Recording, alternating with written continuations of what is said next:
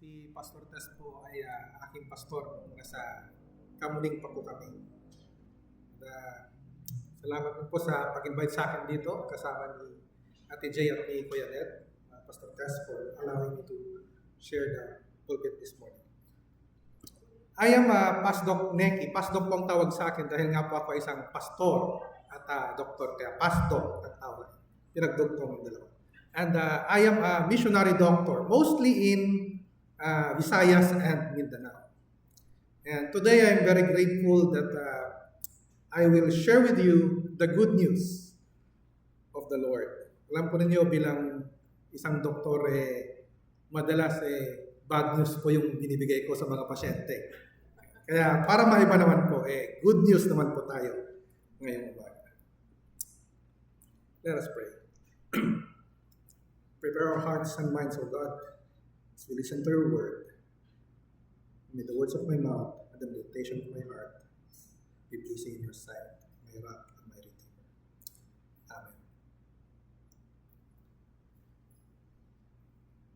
The scripture that was read to us this morning reminds us of the kind of world that we live today. We live in uncertain times. We live in this broken world. And it is appropriate that the gospel reading today tells us how Jesus met the disciples after he rose back to life on that Easter Sunday morning. And I would like us to reflect on these three things. When Jesus entered dun sa kwarto na yun, nakasarado pa. Nakasarado kasi nagtatago yung mga disipulo. Nagtatago sila dahil natatakot sila. May pangamba.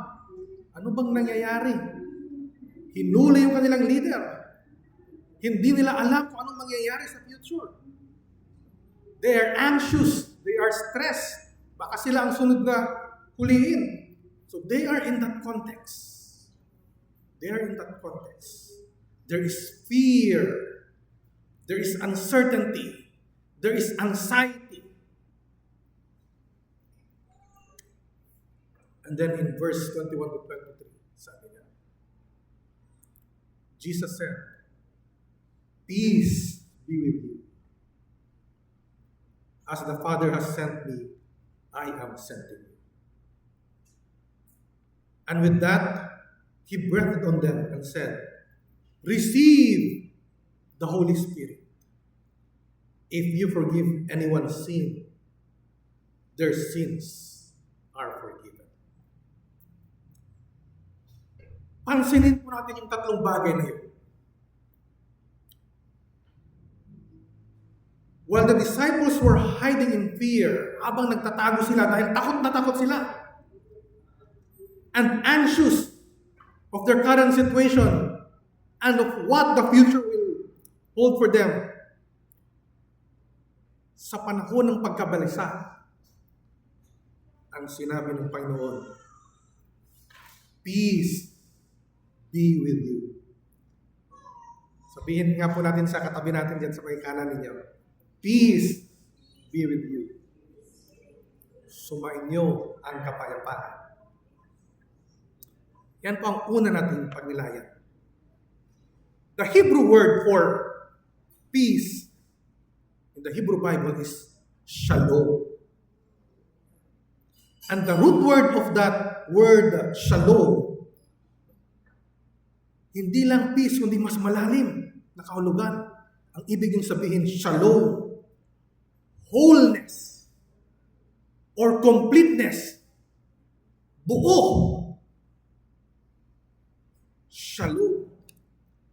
Jesus is greeting the people, the disciples who are anxious, who are stressed, broken people living in a broken world, to become whole, complete.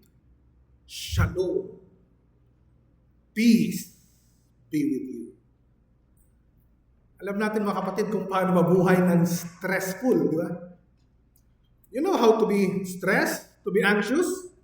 Everyday, araw-araw. Bukas, Lunes na naman. Sinong mga papasok na naman dyan sa opisina? Sinong makipagsapalaran naman sa traffic? Mula sa mga munting bagay sa araw-araw ng buhay natin, nai-stress tayo.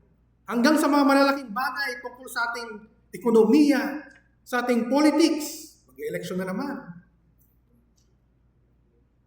We are stressed, we are anxious of what is happening.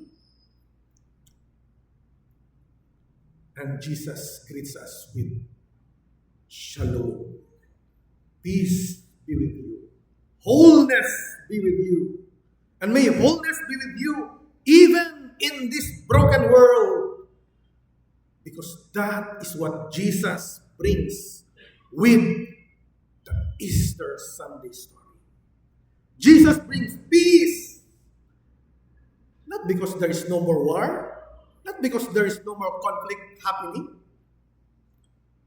But because there is peace in the resurrection. Shalom that restores that brokenness. And now, that restoration is given to the disciples, is given to us. Peace be with you. At pagkatapos nun, sabi niya, as the Father has sent me, I am sending you. Jesus is now sending the disciples who will form the early church, these disciples.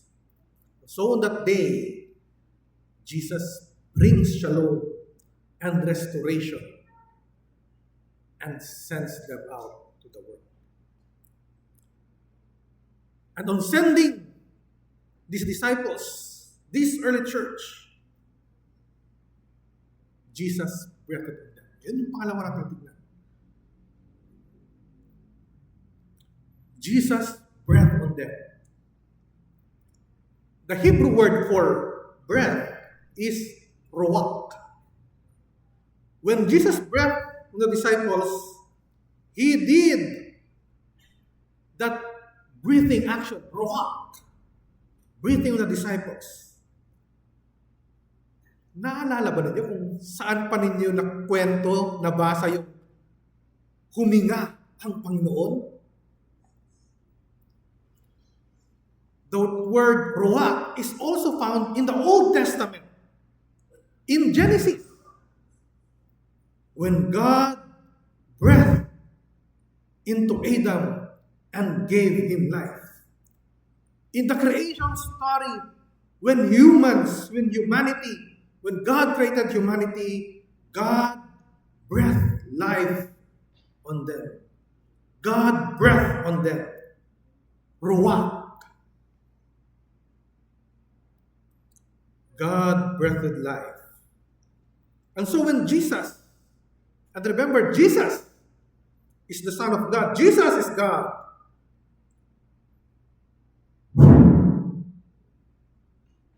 He breathed the disciples. He breathed in them to give them life. He breathed to the disciples, to this early church, new life. Napakaganda. Easter, the resurrection, reminds us that there is new life. When Jesus rose from the dead, life overcame death. And so Easter also means new life to that early church, to the early Christians. And when Jesus said, receive the Holy Spirit, He breathed unto them. At sinabi niya, receive the Holy Spirit. Sa kaliwa naman po, sabihin niyo, receive the Holy Spirit. Ayan.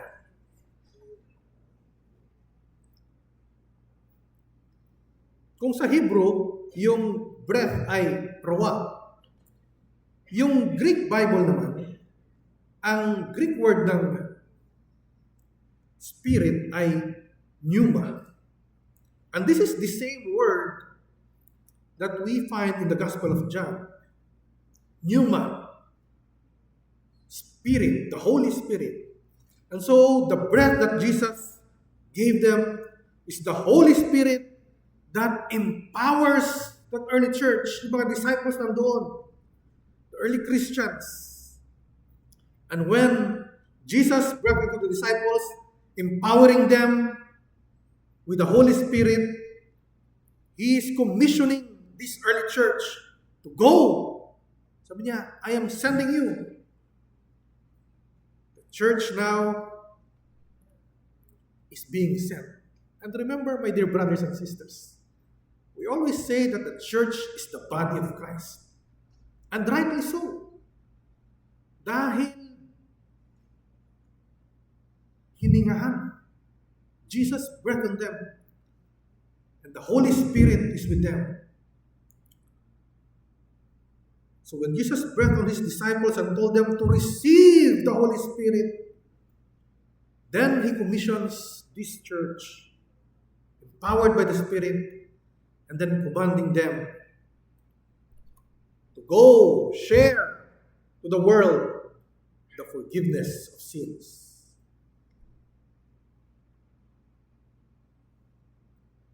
Sinong mga pinatawad ninyo ay mapapatawad. Forgiveness of sins. And that is the third thing that I would like us to reflect. Ang utos ng Panginoon. Forgiveness of sins. Ano ba ibig sabihin nun? Tayo ang papatawad ng mga kasalanan ng tao? What does it mean that we are to share this forgiveness of sins? Remember that as Methodists, as United Methodists, John Wesley reminds us that forgiveness of sins in the Easter story is not just about being sorry of the things that you have done wrong. Forgiveness of sins is the redemption of not only our souls, but the redemption of the whole of God's creation, the whole of humanity, including God's creation, including the environment. John Wesley understood forgiveness of sin as salvation, holistic kind of salvation. Salvation of the soul, the mind, and the body. And remember that sin is not simply committing what is morally wrong.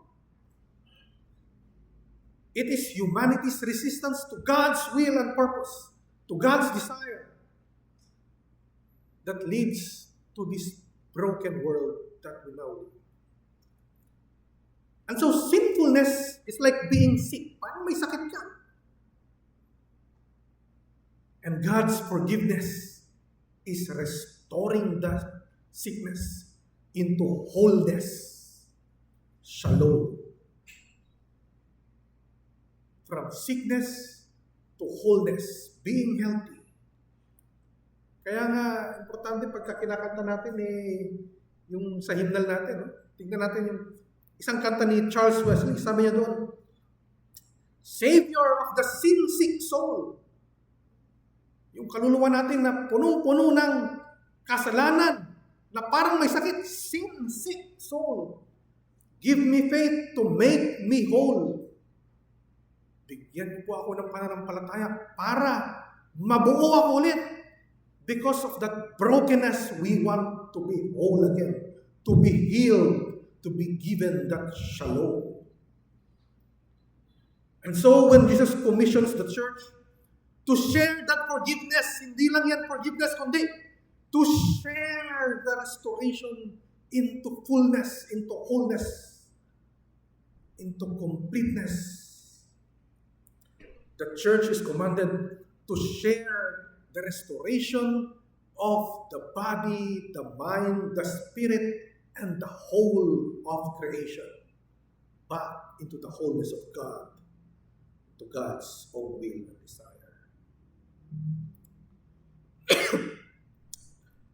And so when Jesus appeared to the disciples in that room, remember that Jesus was doing all of this in the context where the disciples were so scared, so anxious.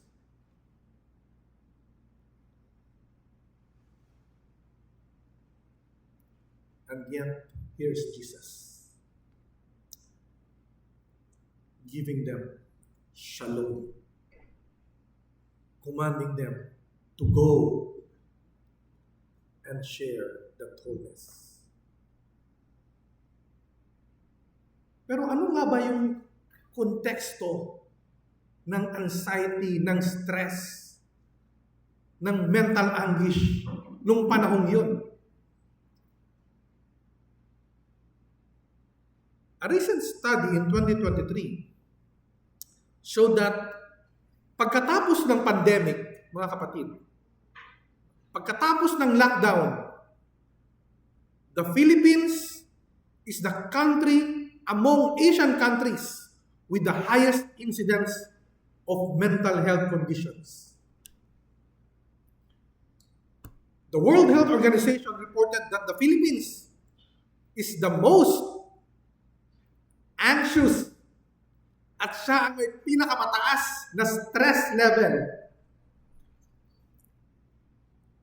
As high as 11% of the Philippine population, 11%, that's around 120 million tayo, so that's around 12 million Filipinos are stressed, are anxious every day. Ang daming Pilipino ang na-stress. Ang daming Pilipino ang merong mental health condition. Tignan nyo nga po yung mga katabi ninyo. Ayan. Yan ba yung tsura ng may mga stress? Mukhang stress po ba yung mga katabi ninyo? Mukhang may anxiety ba? Or depression? Ano ba ang itsura ng taong merong mental health condition? Ano ang mga sintomas ng isang taong merong stress, anxiety, or depression? Mamaya po, kung attend kayo sa seminar natin, ituturo ko po sa inyo.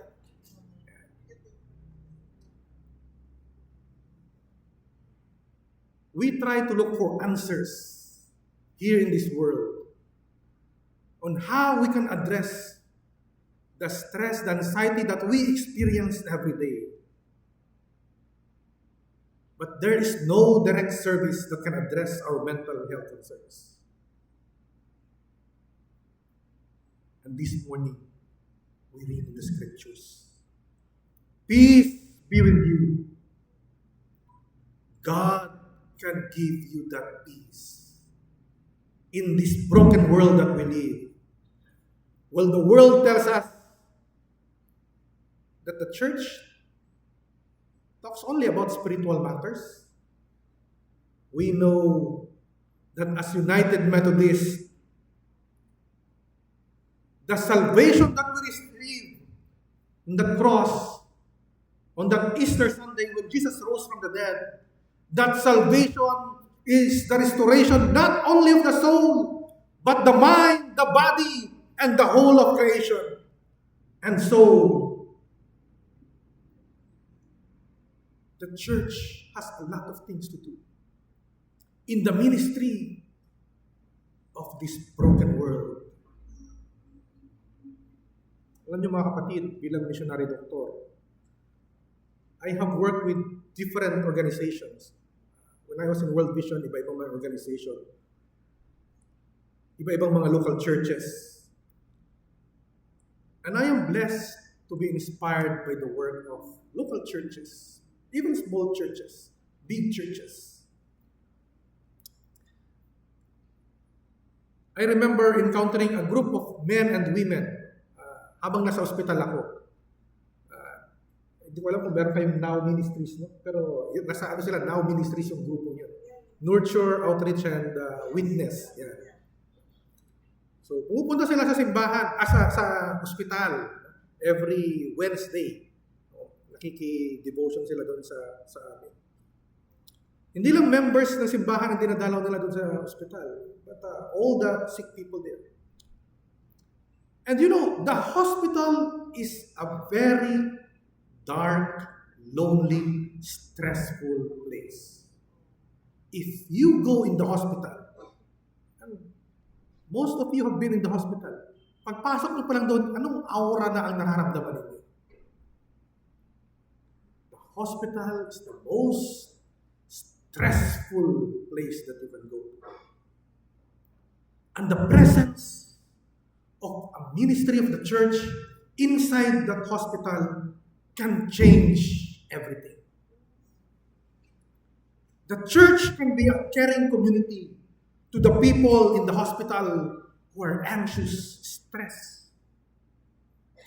I have seen how the hospital have changed because there is a chapel where you will hear people not only crying for forgiveness of sins, but for what? Physical healing. And I have seen the miracle of healing inside the church, where the sick has become physically healed. I have seen the miracle inside the hospital because church members prayed with the sick and the family, and restoration of relationships between the sick and family members ay nabubuo doon sa tabi ng bedside ng pasyente. I have seen in the hospital, because church members are there visiting, kung paano nagkaroon ng hope ang mga tao sa palibot nila. I have seen hospital like Mary Johnston Hospital become an instrument of restoration by promoting green energy and the reduction of plastic use, plastic waste, so that we can reduce climate change and global warming. My dear brothers and sisters, the church is sent by Jesus as a caring community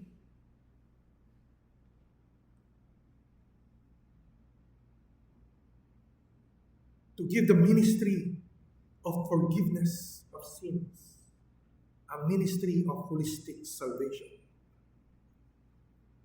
The church must be a caring community in this broken world that we live, where there is sickness, there is pandemic, there is uneasiness, there is conflict, there is war, there is disability, there is pain, disappointment, and even death. The world needs to see a church where Jesus is resurrected from the dead and there is new life. And the good news, my dear brothers and sisters, is that Jesus is alive and Jesus has breathed life into the church to share that holistic salvation of mind, body, and spirit. And your church, Sandmeyer UMC, have shown that it can be done. We can be a caring community even if we live in this broken world. And may there be many more churches like Sandmeyer UMC, where the church is ready to receive the Holy Spirit and say to the world, Shalom. In the name of the Father, the Son, and the Holy Spirit. Amen.